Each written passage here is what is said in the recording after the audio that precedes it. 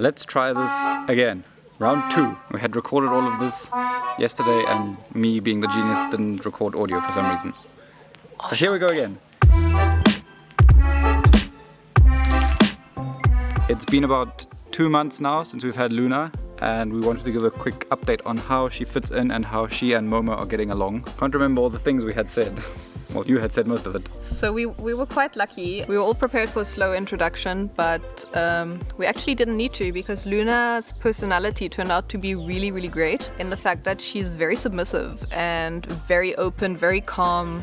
She's really completely unbothered by the other cats. So she fit in real nicely. The moment any of the other cats would growl, she would basically just like flop over and back off. So her relationship with the others now is quite good because the older girls aren't too bothered by her. They don't particularly like love her, but they don't hate her. They've just kind of accepted that she's a family member. They kind of go out of each other's way. Yeah. Not like Momo who just attacks them. Momo actually really likes her. She is very high energy. Yeah. So she's the perfect playmate for him. So there was a little bit of hissing and growling on his part at the beginning. And then at some point, I think on like day 4 or something, he realized that she will back off every time he growls and that she's not dangerous. And then all of a sudden they started playing together and now they're basically like best buds. So whenever she's not around, he will walk through the garden and look for her. And when they play, they get the zoomies and they go over furniture, up trees, over trees, going absolutely nuts. Up the stairs, down the stairs, around the pool. But of course, as soon as one points a camera at them, they stop. And they'll go everywhere together. They'll follow each other around and see what the other one is up to and so on. And they take turns. So sometimes it's Luna coming by first and then Momo's chasing her, and then sometimes it's the other way around. So it's very funny. And she's actually higher energy than him. So he's been exhausted. Like he will actually like have like a nap at lunch, and then in the evening as well, he'll just after dinner have like one more tour of the garden, and then he'll come and he'll just pass out. And sometimes while they're playing, you just see him walk into the kitchen and flop over on the floor. So that's been really, really great. And it's funny, what I really found interesting is the difference in relationship. If we see Momo, I mean, he's not particularly keen on Kebi, Maya and Ryu. They just kind of like coexist. But as everybody knows, he's very close with Alice. But his relationship to Alice is completely different to his relationship to Luna as well. So Alice is very much his mom. They do play together occasionally, but it's mostly a lot of love. He goes to her in the evenings and he gets cleaned. So his relationship with Alice is very loving. And he'll basically go to her when he wants cuddles and he wants to be cleaned. And it's very mutual. They'll spend like a good half hour cleaning each other in the evenings. And whereas his relationship with Luna isn't that loving in a way. Like he will go to her and he'll greet her, but they don't really like clean each other or sleep together. They'll give each other a little lick across the head every now and then, but that's about it. Yeah. And it's more of a greeting, hey, I realize you're here. But also because Luna does basically sleep and spend most of her time upstairs, she never really comes into the cottage to properly, cuddle up and sleep. She has her little chair that she sleeps on, that's about it. Like, she's always alone when she does sleep. Yeah. Although they do have the option. I mean, on Mondays and Fridays particularly, she spends most of her day with us, and they could sleep together, but they don't really. It was interesting at the beginning. Luna would always, if no one was around, she would go and sleep under things and hide, kind of.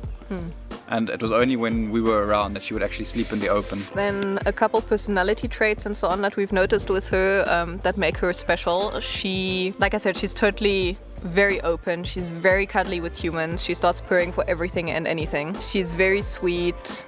She's a bit like a dog. Whenever you call her, she immediately comes running and she like flops over at your feet. Kind of a lot like Momo in that sense. And she loves hunting stuff that flies. So she's had a couple encounters with bees. We have a lot of bee-friendly flowers in our garden because we're big into supporting ecosystems and so on and so forth. And obviously her being a little cat who is interested in everything that moves, bees seem to be like her go-to thing. So she's gotten stung once. Thankfully cats aren't really prone to having allergic reactions, so we just kept an eye on her, and within like 2 hours the swelling, it was barely even swelling, was gone. She's even proving me right at the moment and is hunting a bee right now. So we do try to correct it and keep her away from it, but I mean, we can't have an eye on her all day, every day. And yeah, she hunts hadidas, which are really big birds. We try to correct that too, because they're bigger than her, and I don't know what would happen if she actually managed to latch onto one. At the moment, she's eating kibble. That's only because my mom has never fed raw before, so, and especially with a kitten, it's a bit tricky to feed raw when they're very young because you need to up the intake on a regular basis so that they grow properly. But I have been, whenever she's around, I have been feeding her a little bit of raw just to see how she reacts to the different flavors, and she's very keen on it. So I think once she's reached a certain age, I will make a push so that we can slowly put her onto wet food and then onto raw once she's done growing, so that my mom is more comfortable with the process and it's a little bit simpler. Other than that, she has had a couple incidences of falling into the pool. I've never seen a cat fall covered until the head in the pool.